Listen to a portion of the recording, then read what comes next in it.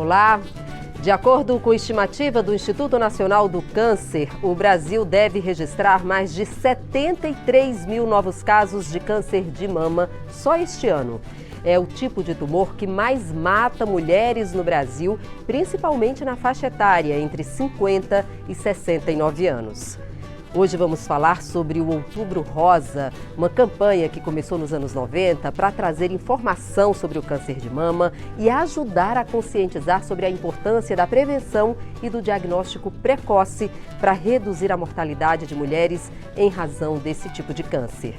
Vamos falar também sobre os tratamentos no SUS, o Sistema Único de Saúde, o que é oferecido hoje e as dificuldades, os desafios que ainda existem no tratamento da doença e as questões emocionais e psicológicas das mulheres vítimas do câncer de mama. E para essa conversa, a gente recebe aqui Farid Buitrago, médico mastologista e ginecologista da Secretaria de Saúde do Distrito Federal, e Joana Jecker dos Anjos, da Associação de Mulheres Mastectomizadas de Brasília. E você pode participar, mandar a sua mensagem, a sua pergunta, tirar as suas dúvidas com os nossos convidados aqui no estúdio, pelo canal da TV Câmara no YouTube ou pelo nosso WhatsApp. Anote aí o número que aparece aí na sua tela, é o 61996202573. Farid, Joana, sejam muito bem-vindos ao Participação Popular.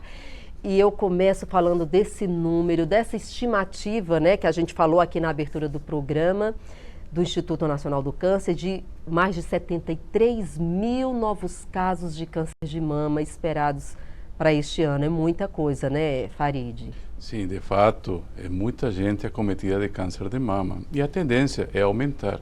E tem vários fatores que têm contribuído exatamente para isso. O envelhecimento da população é um desses fatores. A qualidade de vida do ser humano tem melhorado. Isso tem favorecido que as pessoas vivam muito mais tempo. Quanto mais envelhece a pessoa, maior a chance de ter doença. Esses são um dos fatores. Aumento da população também.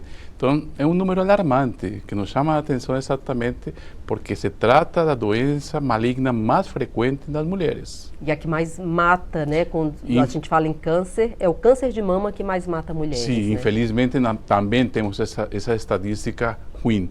É o tipo de doença que mais mata as mulheres. É aí onde nós devemos realmente atuar, evitar a mortalidade pela doença. Se nós fazemos um diagnóstico precoce, nós temos a possibilidade de tratar essas mulheres e evitar essa mortalidade. Temos que diminuir essa mortalidade e compete a cada um de nós fazer seu papel para diminuir essa mortalidade. Joana, você que é de uma ONG, né, que traz exatamente esse perfil de alerta, de conscientização, de informação para as mulheres, qual é a leitura que você faz desses números, né, dessa estimativa de mais de 70 mil casos? A cada ano cresce esse número de diagnósticos do câncer aqui no Brasil. Então a gente vê que realmente a doença tem cada vez mais acometido as brasileiras e é necessário as mulheres se cuidarem, fazerem a mamografia, conhecerem o seu corpo, para que elas não venham a morrer pela doença, porque é impossível diminuir a incidência da doença, mas a gente pode sim combater de forma melhor e ter o diagnóstico precoce para que as nossas brasileiras possam realmente se curar da doença. Olha, já agora no comecinho do programa, já vou aproveitar aqui para mostrar que eu ganhei um presente aqui, que é esse kit, né, Joana, que vocês estão distribuindo aqui agora no Outubro Rosa, fazendo a divulgação. Aqui tem uma camiseta, tem informação aqui sobre a doença e assim, a gente se questiona. Essa campanha é uma campanha que começou lá nos anos 90, ou seja, são mais de 30 anos e os casos aumentam a cada ano. É justamente por causa do envelhecimento da população, doutor Farid? Sim, de fato. E assim, eu queria que a gente colocasse aqui, quais os principais fatores que podem contribuir para o surgimento do câncer de mama? A gente pode fazer uma afirmação como essa, assim, quais são os fatores? Sim, de fato existem alguns fatores que são considerados de risco para o aparecimento da doença. O primeiro deles é ser mulher, tá? Não podemos esquecer que o homem também tem câncer de mama, então isso é importante saber, só que a frequência do homem é bem menor. Um caso em homem a cada 100 casos na mulher, tá? Então o primeiro fator, o fato de ser mulher. O estilo de vida, mulher atualmente menstruam muito cedo, então as meninas menstruam antes dos 12 anos, o que não acontecia antigamente. Isso tem contribuído também. E a menopausa tardia, quando a pessoa para de menstruar muito tarde, acima de 50 anos, também tem modificado. O número de filhos, ou seja, a quantidade de filhos que hoje em dia a mulher tem é bem menor, tá certo? Quando a pessoa engravida e dá de mamar, é um fator protetor, é benéfico para a mulher e muito mais benéfico para a criança. Então isso também tem contribuído porque tem menos filhos. Adiamento da gravidez, a pessoa adia as gravidezes depois dos 30 anos. A vida moderna, a mulher tem prioridades, prioriza o trabalho, a profissão, então isso tem também aumentado discretamente o risco. E o estilo de vida da mulher que mudou. O estilo de vida, aí a gente cai no estilo de vida, né? Como para tantas doenças, o câncer de mama, ele é uma questão que é impactada diretamente pelo estilo de vida da mulher.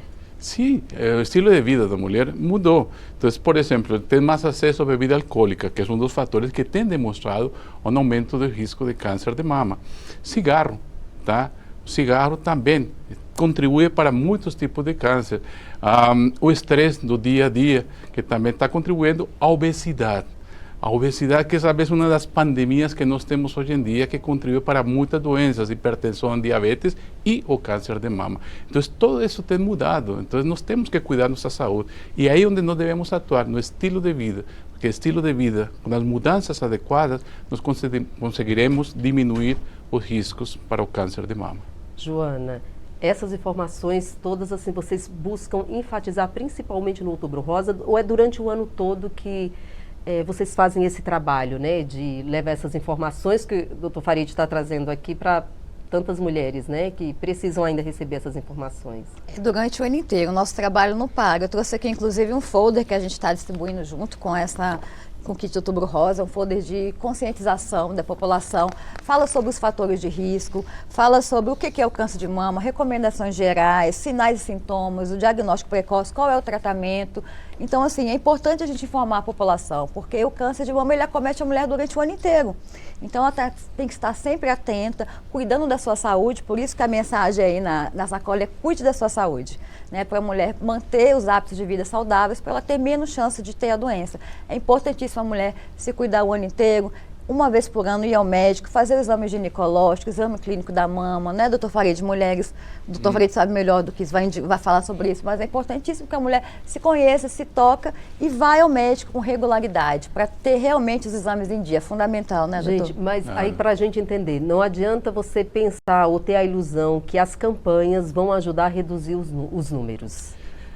De casos, eu digo, né, doutor Farid?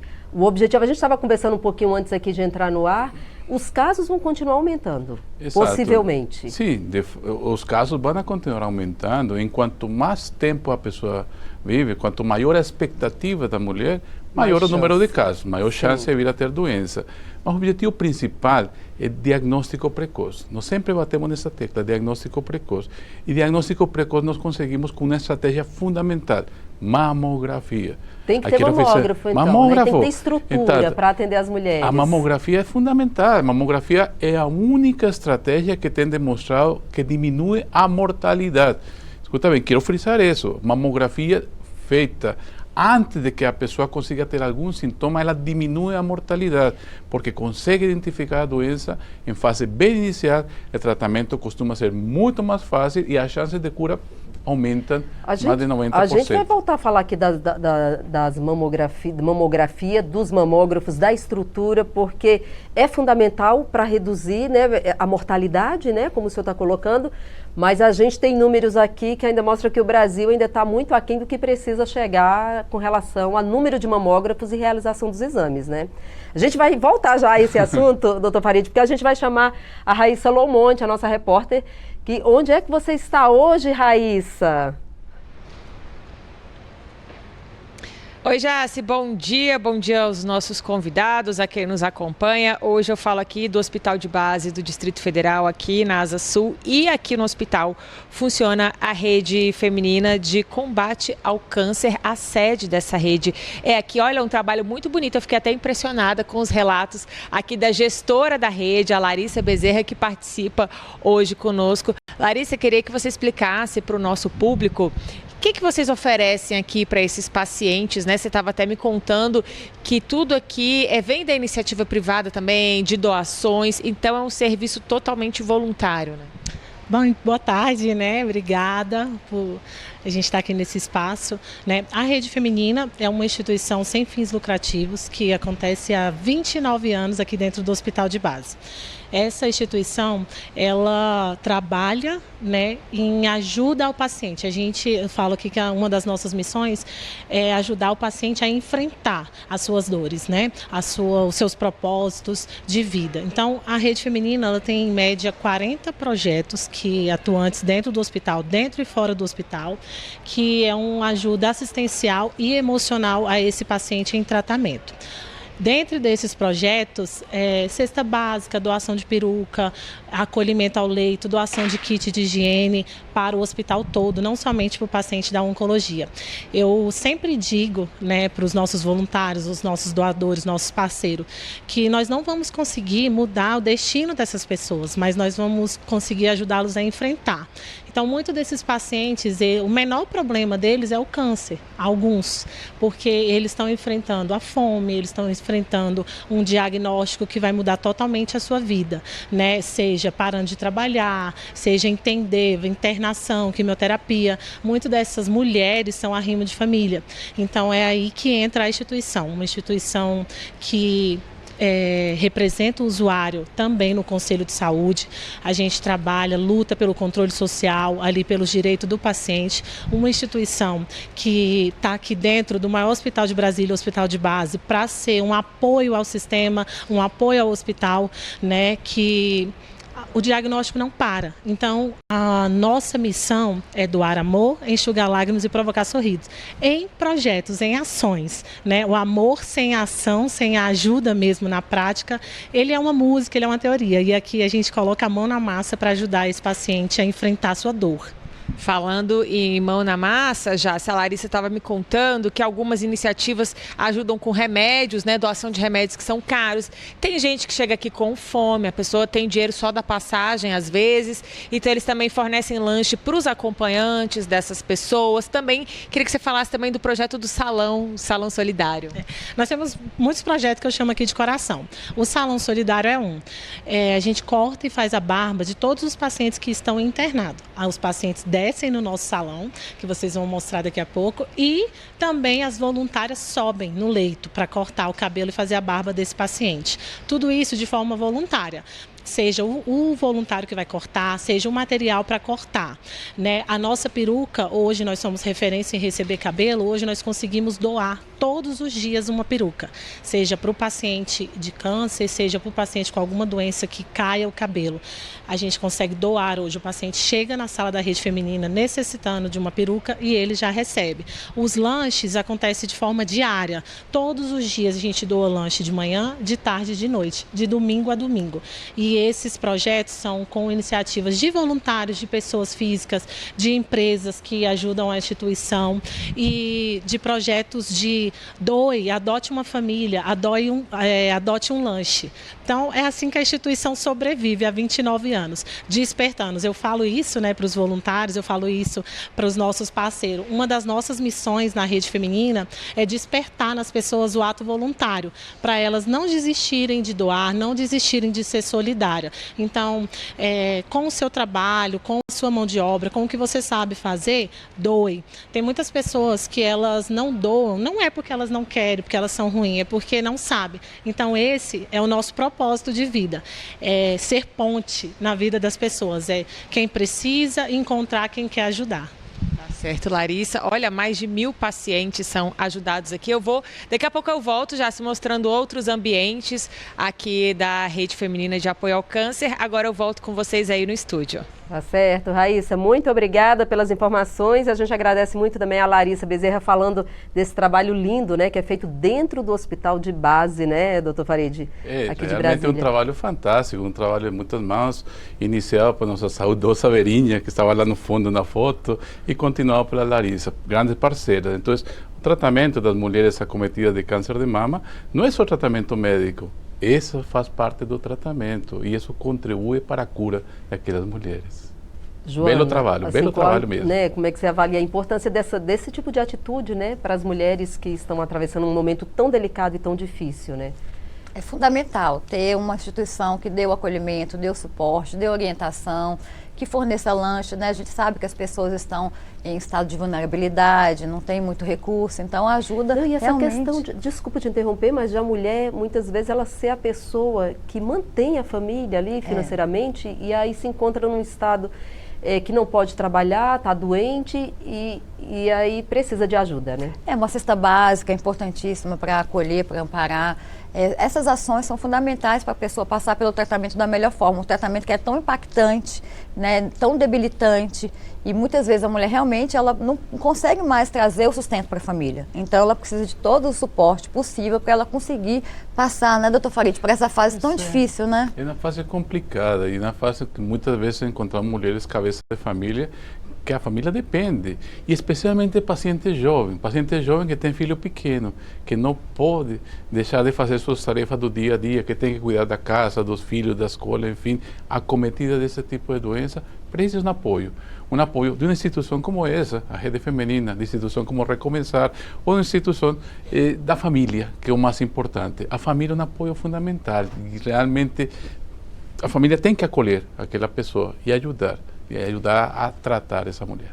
Olha, você que está acompanhando a gente, pode mandar a sua pergunta, o seu comentário. Você tem alguma experiência para compartilhar aqui conosco? Mande para a gente pelo canal da TV Câmara no YouTube ou pelo nosso WhatsApp, o 61 996202573, o número está aparecendo aí na sua tela. E você pode fazer perguntas também aqui para a Joana, para o Dr. Farid, que a gente responde aqui ao vivo durante o programa. Participe com a gente aqui, mande a sua dúvida, a sua pergunta. Vou repetir aqui o WhatsApp, é o 61 996202573. Mas antes da Raíssa trazer aqui as informações lá dessa ONG, né, linda, essa instituição que funciona lá dentro do Hospital de Base, a gente estava falando de mamografia, né, que Sim. o exame é o principal exame que precisa ser feito para detectar muito precocemente, né, doutor Farid, o câncer de mama.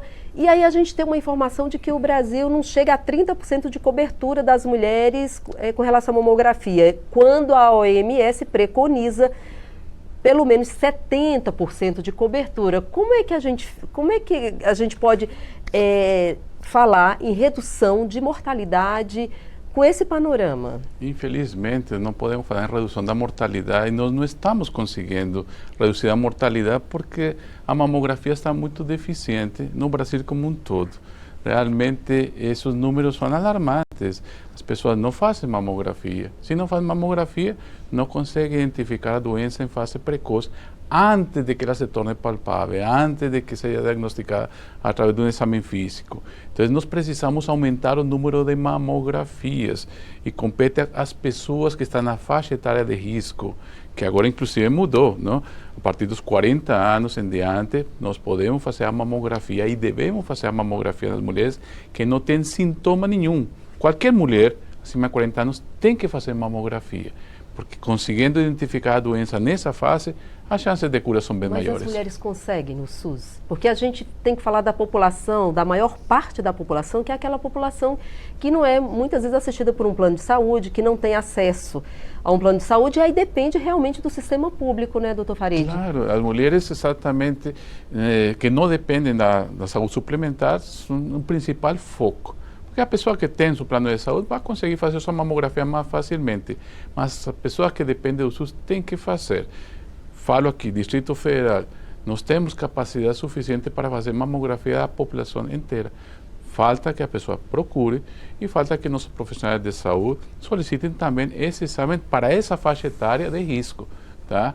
Mas nós temos a capacidade. 40 anos, que é a indicação, né, a nova indicação do Ministério da Saúde. Inclusive, podemos falar aqui realmente que nesse momento, aqui Distrito Federal, no SUS, não tem uma fila grande de fazer. A pessoa consegue fazer sua mamografia com menos de 30 dias. Talvez a maior dificuldade, a Joana talvez saiba também falar um pouco sobre isso, sejam nas cidades pequenas, né, Joana? Talvez nas capitais as pessoas até tenham mais acesso a uma estrutura maior, mas assim, pelo interior do Brasil deve ser muito mais difícil, né?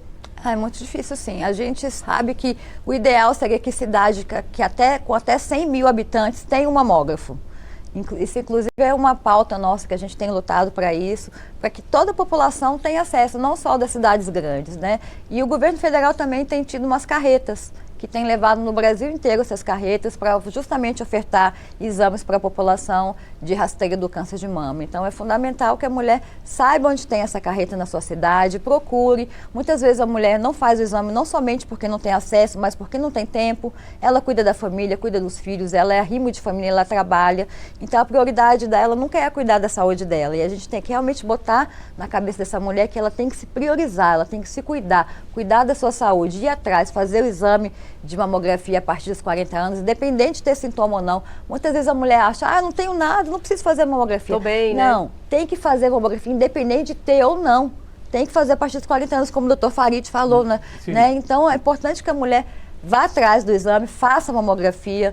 E uma novidade que muitas mulheres não saibam, existe uma lei que a mulher pode se ausentar do trabalho para poder fazer o exame de mamografia, não só mamografia, como outros tipos de câncer também. Então é importante que a mulher saiba que ela pode sim faltar, é o direito dela. É um direito. Sim, e essas carretas, inclusive, ajudam muito. Está na cidade da pessoa, a pessoa passa na frente, está fazendo a mamografia, a carreta vai lá e procura. Mas também nós temos observado que a mulher faz a mamografia e depois não procura. A gente vai falar um pouquinho, daqui a pouco a gente vai falar sobre esse programa, o programa do governo federal, que está começando aqui pelo Distrito Federal, que é das carretas equipadas com especialistas e tudo mais. Mas agora, doutor Farid, a gente vai chamar aqui para a nossa conversa, Joana também, a Luciana Dantas, ela é psicóloga do Instituto Nacional do Câncer. Luciana, seja bem-vinda ao Participação Popular. Obrigada pelo convite, por estar com vocês aqui nesse momento. Joana, desculpa, Luciana, muito importante a sua participação aqui, porque a gente sabe que quando a gente fala em câncer de mama, a gente não está falando só questão de saúde física, né, Luciana? E eu queria que você falasse um pouquinho das questões emocionais e psicológicas que estão envolvidas numa situação como essa, né? Quando a mulher recebe o diagnóstico de câncer de mama, como cuidar desse emocional dessas mulheres? Então, o que a gente está ouvindo hoje, até nesse debate, é que a gente está passando por uma mudança em relação a um estigma muito histórico em relação ao câncer, né? Apesar a gente está falando de realidades diferentes também, de realidades sociais diferentes. Por mais que tenha oferta de mamógrafo, nem sempre lidar com esse diagnóstico é algo vivido de uma forma fácil, porque tem esse estigma, tem muitos preconceitos nessa busca. Então, o que a gente vê é que, apesar de toda a política pública para uma detecção precoce, para a oferta de rastreamento, a gente ainda tem um panorama de diagnósticos em fase muito avançada, o que muda também a própria perspectiva de tratamento. Como o doutor Farid pode pensar comigo, assim, os tratamentos mais invasivos acabam sendo aqueles mais mutiladores e vividos com maior sofrimento pelas mulheres, com maior impacto. Então, a gente está falando de diagnóstico que tem historicamente um estigma, né? E a gente tem que avançar muito nas perspectivas de como essa informação precisa chegar para as pessoas e como elas podem lidar com o diagnóstico como algo que é possível de ser enfrentado, de ter controle. Essa é uma luta. Então, acho que o Outubro Rosa é um grande momento, uma oportunidade da gente rever, né, e repensar culturalmente esse estigma, não só em relação ao câncer de mama. Eu acho que o câncer de mama tem um protagonismo importante, o Outubro Rosa é puxado pela ideia do câncer de mama, mas a gente tem outras realidades de câncer no Brasil que são importantes também e que acabam tendo um diagnóstico tardio e um tratamento tardio, trazendo mais impactos. Agora, Luciana, a gente tem até informação de que mulheres acometidas com câncer de mama, num momento tão difícil, tão delicado que a gente está colocando aqui, muitas vezes são até abandonadas pelos companheiros, né? É isso mesmo? Há inclusive pesquisas que mostram isso, né? Sim, a gente tem algumas pesquisas recentes, em 2024 saíram algumas pesquisas que mostram essa associação entre o diagnóstico de câncer de mama e um maior risco para separações e divórcios, porque essa é uma experiência, o câncer de mama e outros cânceres trazem experiências que afetam de forma importante a autoimagem. A questão social a questão social bastante comprometida também. Então, muitas vezes é uma questão que eu acho que é importante, que a gente ainda não conseguiu avançar muito. Todos os tratamentos acabam sendo muito voltados apenas para a experiência pessoal da paciente. E o que a gente escuta quando a gente tem uma realidade próxima aos pacientes é que a experiência de adoecimento ela é familiar e social também, então sendo super importante o envolvimento dessa rede de apoio. Então, muito se fala da separação, mas eu acho que a gente ainda não conseguiu pensar dentro dos serviços como essa família pode entrar e participar desse tratamento, qual é a liberação desses familiares para estarem participando desse tratamento ao longo, né? Então, muitas vezes o que a gente vê são mulheres que eram as cuidadoras principais dessa família, e aí o que elas precisam é lidar com o diagnóstico sem ter pessoas próximas que possam assumir isso, que não sejam outras mulheres. Então, assim, a gente tem uma questão de gênero importante no que diz respeito ao cuidado. Então, acho que é uma questão que a gente precisa avançar muito, é pensar como que essas famílias elas podem estar entrando e participando desse tratamento também ao longo do tratamento, porque certamente uma separação também diz de um certo sofrimento que pode ser para o próprio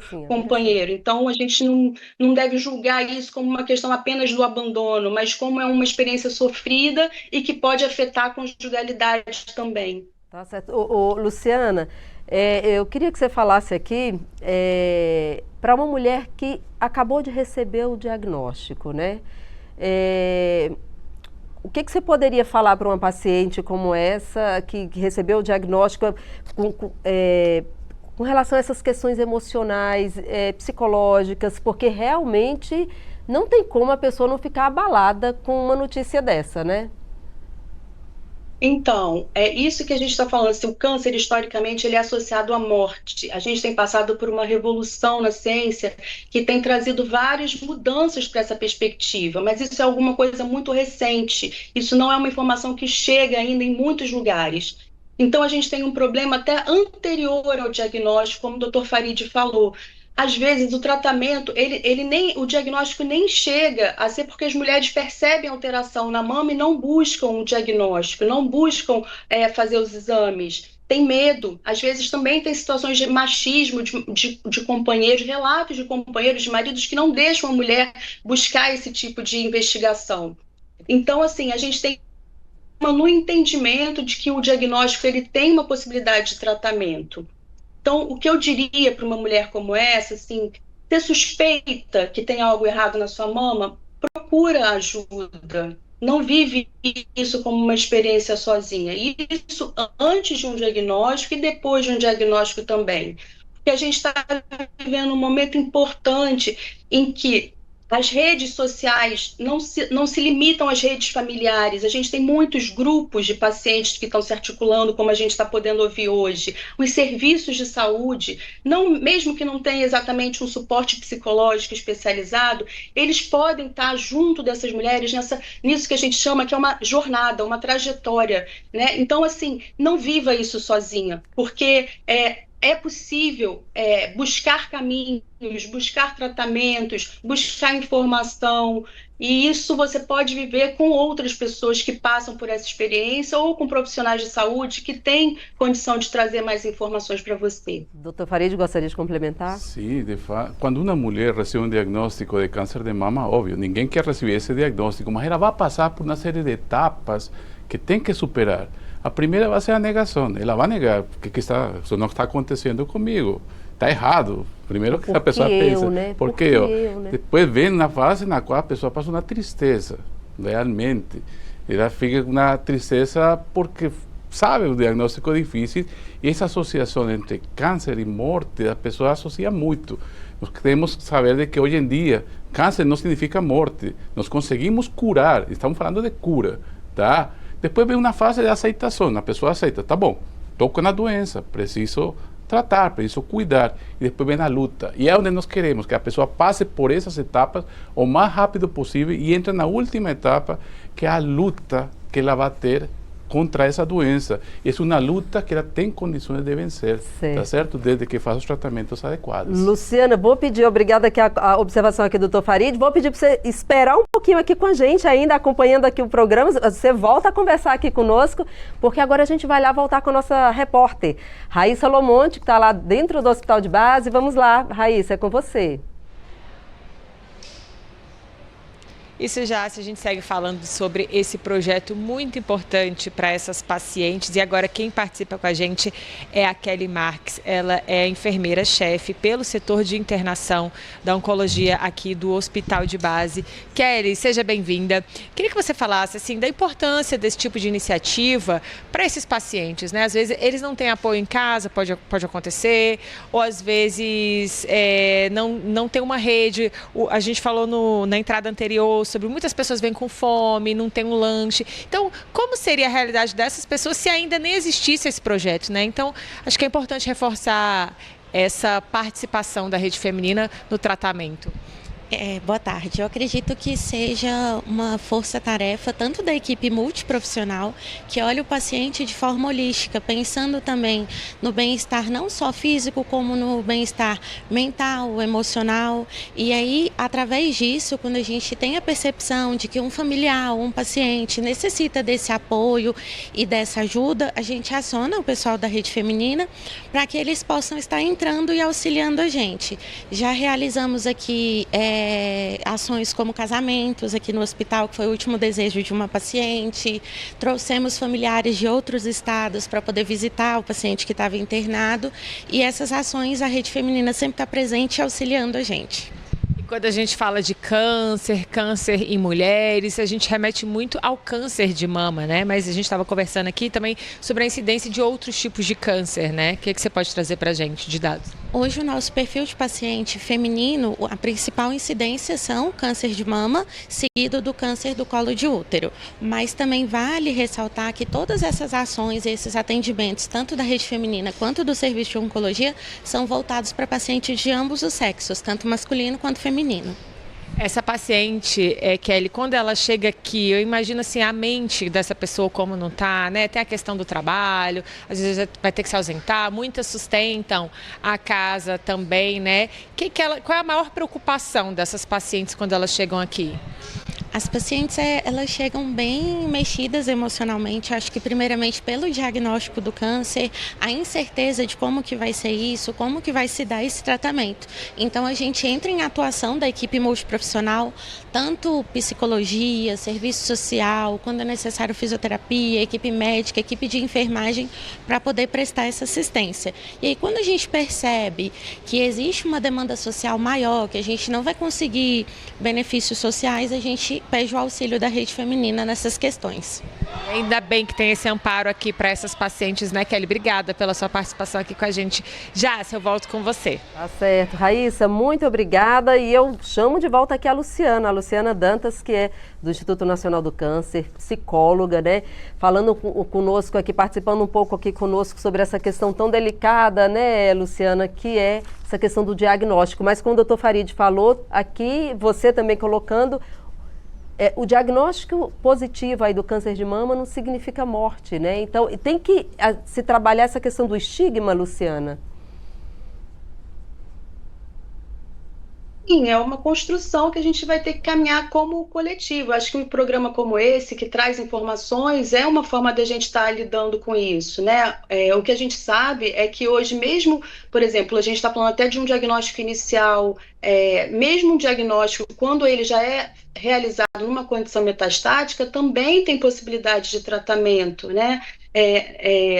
A gente vive uma mudança histórica que é recente, de um entendimento de uma doença que é absolutamente fatal, ameaçadora, para uma doença que tem possibilidade de tratamento, que estão se desenvolvendo cada vez mais, né? A gente está vendo uma revolução nas inovações de tratamento em relação ao câncer. Então acho que a gente precisa trazer essa informação para as pessoas de diversas formas. E vencer também todos os fantasmas que existem em relação a um diagnóstico. Tá certo. Luciana, a gente agradece muito a sua participação aqui conosco, a Luciana Dantas, psicóloga do Instituto Nacional do Câncer. Muito obrigada pela sua contribuição aqui na nossa conversa, viu? Obrigada a vocês. E aí, continuamos aqui, doutor Farid, essa jornada, né, Joana, também essa questão da jornada que a gente está colocando aqui, são várias etapas que a mulher precisa superar, né, com relação a essa questão do diagnóstico. O diagnóstico é essa primeira etapa, depois vem a parte do tratamento. O tratamento não se limita a uma única coisa. O tratamento passa por várias etapas. Algumas pessoas passam por todas, outras pessoas passam por algumas só. Então, primeiro, cirurgia. A pessoa pode passar direto pela cirurgia ou pode passar primeiro pela quimioterapia. Isso vai depender do tipo de tumor, tá? Então, vem a cirurgia, a quimioterapia, depois vem a parte de radioterapia, que é outro tipo de tratamento complementar também. Por último, vem a hormonioterapia. São medicamentos que a pessoa vai continuar utilizando. Algumas pessoas utilizam, outros não. Mas, geralmente, o tratamento pode variar de 5 a 10 anos. Então, é um tratamento longo e um tratamento que a pessoa vai passar por todas essas etapas de tratamento. Joana, e a importância do apoio a essas mulheres, já que é uma jornada, a gente, né, você está enfatizando aqui que essa palavra é a palavra que define de fato, né, essa caminhada. É importante, muito importante o apoio, né, que essas mulheres recebem durante todo esse processo, né? A gente frisa que a jornada da paciente oncológica começa no diagnóstico, passa pelo tratamento e continua depois que a pessoa que teve o câncer de mama, após o término do tratamento, quando ela está curada, ela está em remissão. Então tem que fazer exames todo ano, às vezes menos, dependendo de cada caso, né? Então, assim, é fundamental realmente que essa jornada tenha todo o suporte emocional, desde o início, durante o tratamento. São muitos aspectos que influenciam durante o tratamento, a perda do cabelo, a perda da mama. A mulher fica muito debilitada, né? Eu passei por isso, eu posso dizer que realmente mexe muito com a gente em todos os aspectos. A gente se olha no espelho e não se reconhece mais.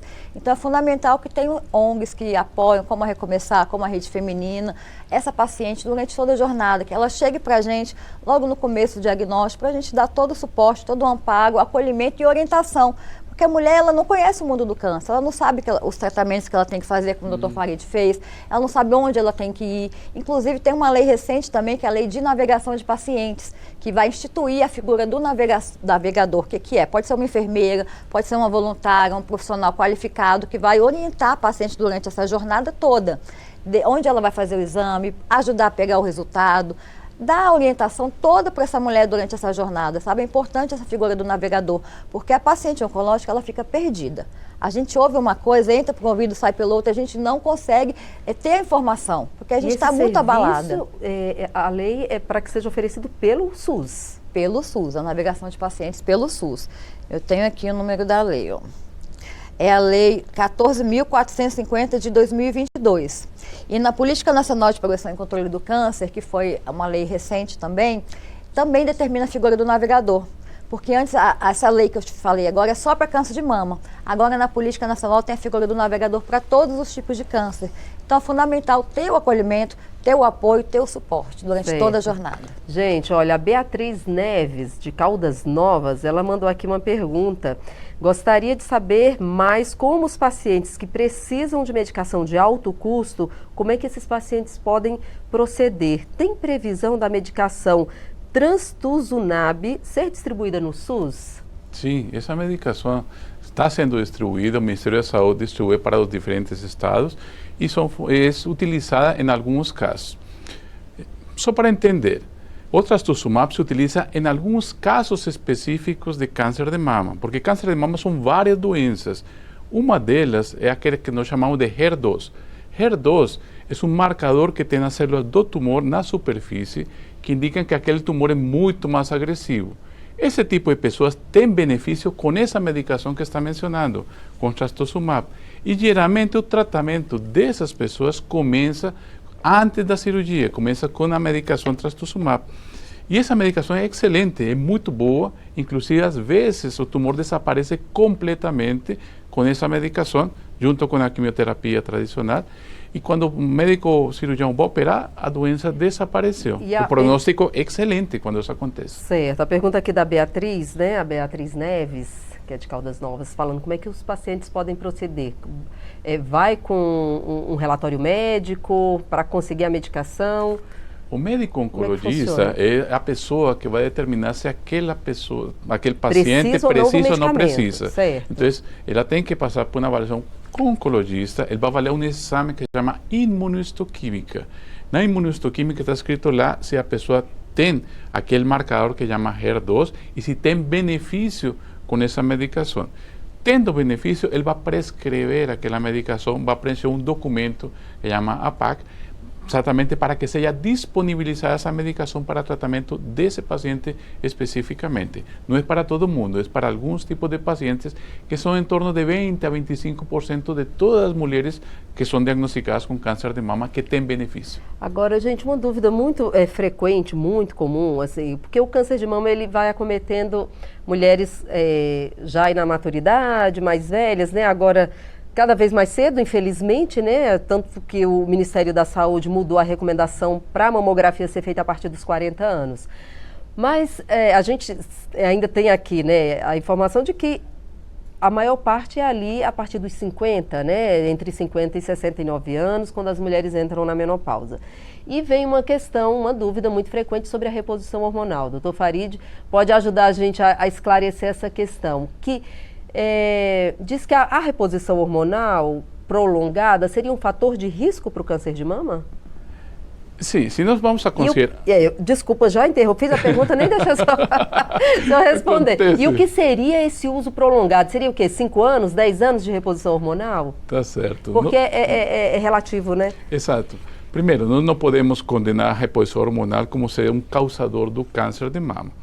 A pessoa que utiliza a reposição hormonal, ela pode ter um pequeno risco aumentado de câncer de mama. É um fato, isso é real. Porém, o benefício da reposição hormonal é muito grande para a mulher. Melhora a qualidade de vida, melhora a quantidade de sintomas, evita uma série de doenças. Então, mas deve ser individualizado. Não todo mundo pode fazer reposição hormonal. Então, o médico vai determinar se aquela pessoa tem fator de risco para câncer de mama e se ela pode ou não pode. Não só câncer de mama, por exemplo, tromboembolismo. A pessoa que tem risco para trombose venosa profunda, ela tem uma contraindicação formal para evitar a reposição hormonal. Mas isso tem que ser individualizado. Então, o médico vai avaliar. Por quanto tempo? Se recomenda em torno de 10 anos, o período, 10 anos, e tem o período certo para fazer. Tá? Não adianta a pessoa ter entrado na menopausa há 10, 15 anos e começar a reposição. O melhor benefício da reposição hormonal é exatamente quando a pessoa está entrando nessa fase, ou inclusive antes de entrar na fase da menopausa. É aí que tem a indicação de fazer reposição hormonal, e o benefício é muito grande. Então, não podemos condenar a reposição hormonal como ser um dos fatores que vai causar o câncer. Teve um boom há uns anos atrás que falava de que a reposição hormonal causava câncer e muita pessoa deixou de fazer. Isso nós temos tentado desconstruir esse mito. De fato, não algumas é verdade, pessoas têm né? não é verdade. Algumas pessoas não podem fazer por fatores de risco, mas a maioria das mulheres consegue fazer com grandes benefícios. Doutor Farid, quem é a mulher que teve câncer de mama? Falei para as pessoas. As pessoas não podem fazer, infelizmente. Não pode, não né? Pode, Quem teve, não porque pode. nós sabemos realmente que alguns casos de câncer de mama são responsivos ao hormônio, então ele pode vir a crescer muito mais rápido. Mulher, infelizmente, que teve câncer de mama, nós não recomendamos, está contraindicado fazer reposição hormonal. Mas tem tratamentos alternativos, a mulher não fica totalmente esquecida, não. Tem outras alternativas diferentes da reposição que podem fazer. Podem tá? ajudar, Aí né? é importante procurar seu médico. Certo. Olha, a gente vai agora chamar a deputada Flávia Moraes para o nosso bate-papo aqui sobre câncer de mama. Deputada do PDT de Goiás, seja bem-vinda ao Participação Popular. Deputada, está nos ouvindo bem? Boa tarde, estou ouvindo, Jacene, prazer poder participar com vocês. Boa tarde, Joana, doutor Farid, é muito bom, estou ouvindo vocês já há alguns instantes aqui acompanhando a entrevista. É muito importante a gente estar aí falando sobre o câncer do mama e também o Outubro Rosa, as ações de prevenção, as campanhas que nós temos aí pelo Brasil afora. Deputada, a gente falou muito aqui sobre a questão do acesso à mamografia como o principal exame aí para detectar precocemente, né, o câncer de mama, e ainda a cobertura do Brasil é muito baixa, né?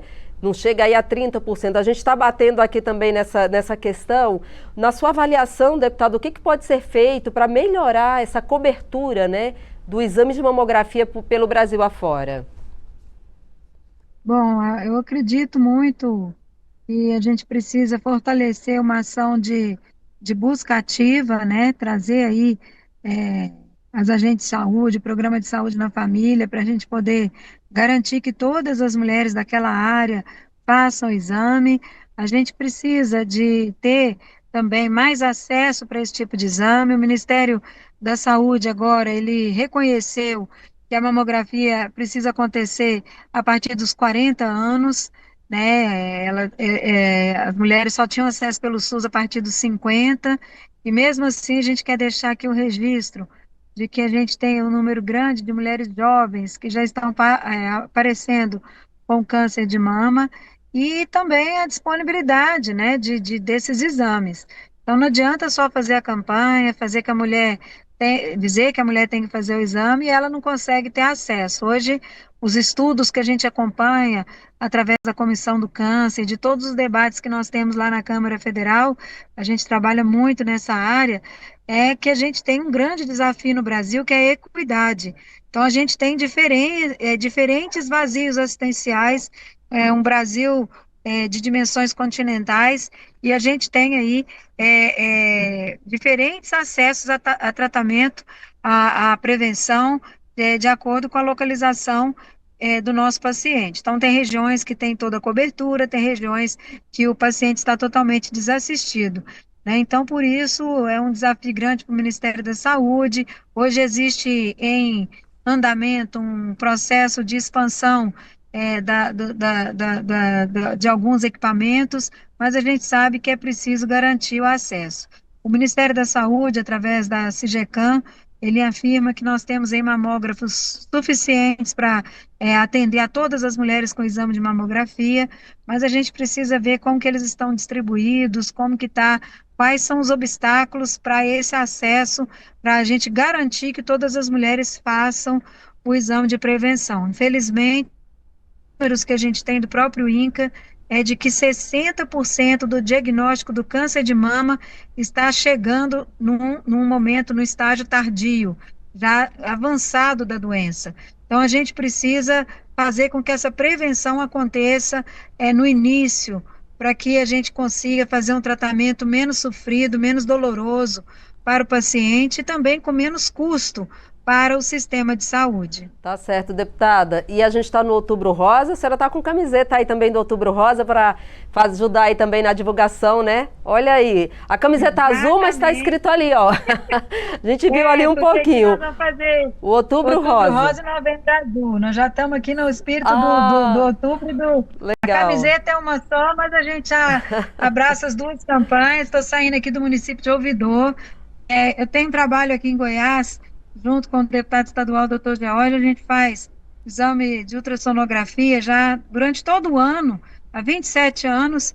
Então, nessa época, a gente é muito chamado para fazer o exame da próstata, o exame da mama, e a gente está aqui hoje percorrendo vários municípios, né, sem parar, fazendo esses exames. Tá certo. É um trabalho muito importante, a participação da população, eles querem fazer, e a gente entende que essa campanha hoje é uma campanha que já está na boca, no coração das pessoas. As pessoas já reconhecem esse Outubro Rosa, que é um mês que chama atenção para a prevenção. A gente precisa cada vez mais fortalecer as ações que facilitam o acesso do paciente aos exames. Tá certo, deputada. Muito obrigada pela sua participação, deputada Flávia Moraes, do PDT de Goiás. Muito obrigada, deputada. Eu que agradeço a oportunidade.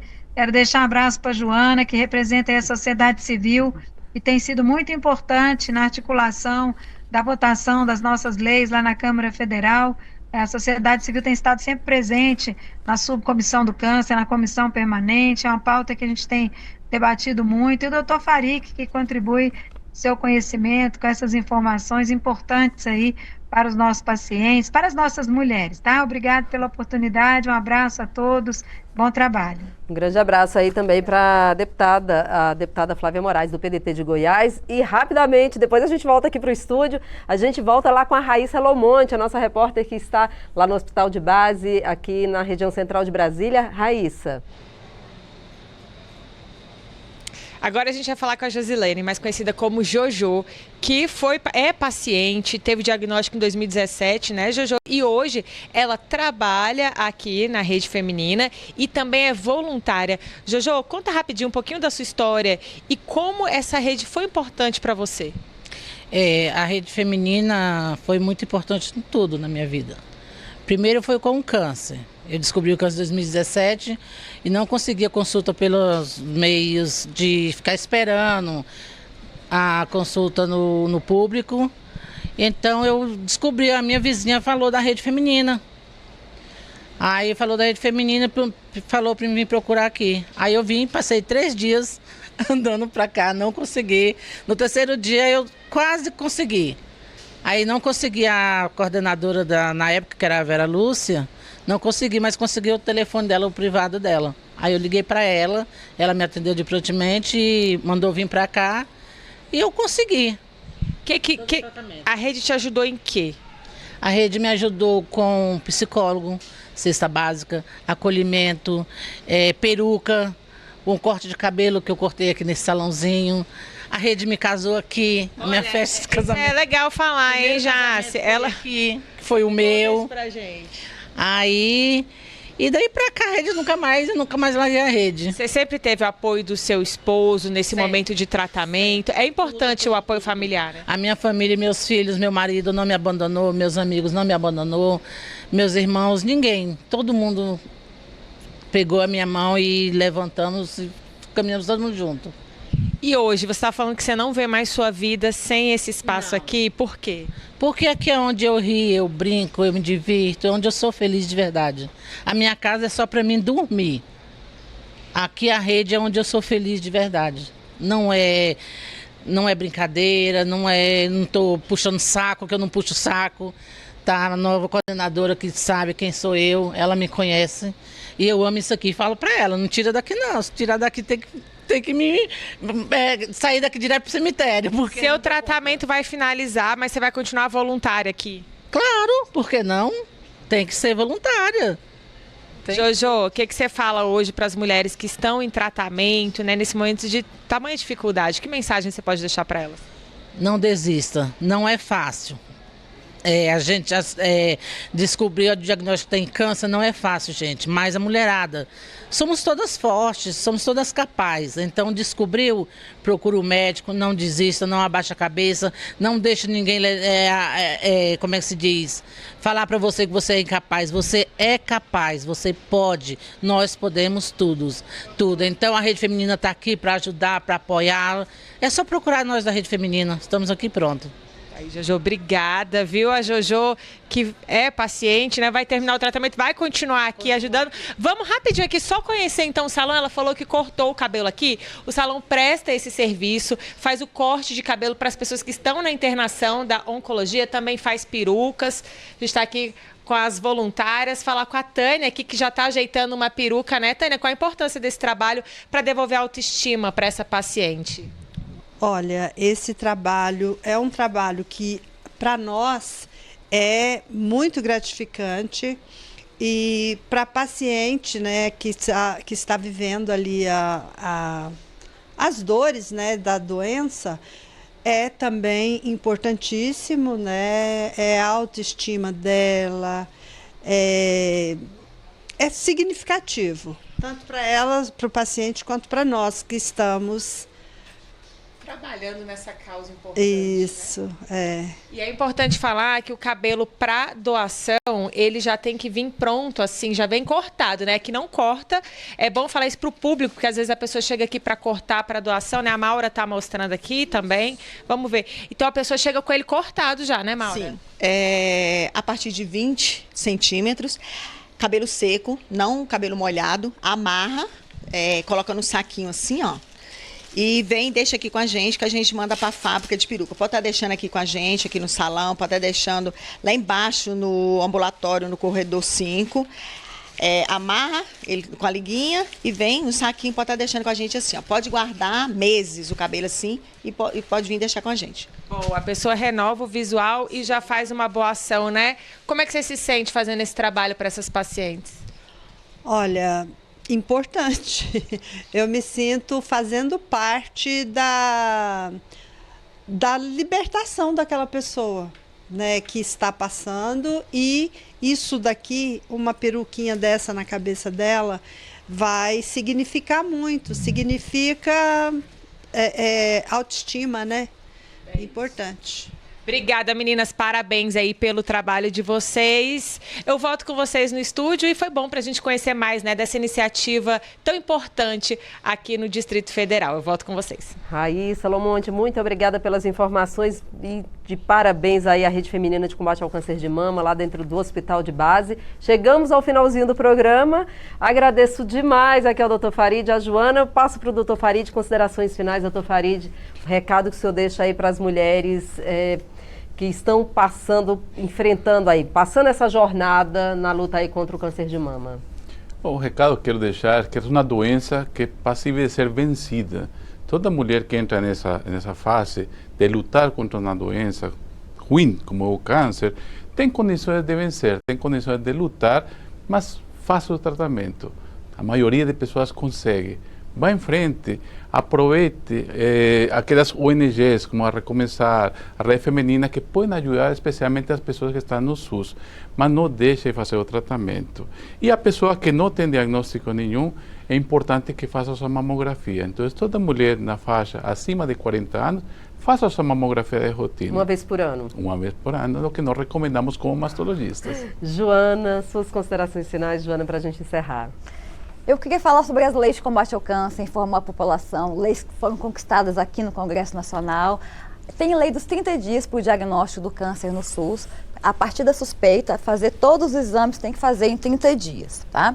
A lei dos 30 dias é a lei 13.896 de 2019. Tem também a lei que determina o início do tratamento, seja cirurgia, quimioterapia, em até 60 dias após o diagnóstico. São leis complementares. É a lei 12.732 de 2012. É importantíssimo que a população conheça os seus direitos e cobre para que a gente realmente consiga ter o diagnóstico precoce da doença. É muito importante. Mulher a partir dos 40 anos, como o Dr. Farid falou, faça mamografia, conheça suas mamas, se toque, é importantíssimo.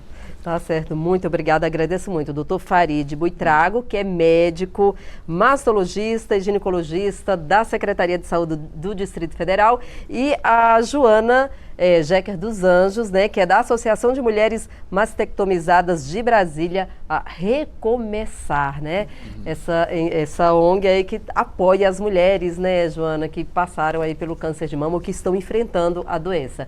Agradeço muito a sua participação, a sua audiência. A gente fica por aqui e até a próxima.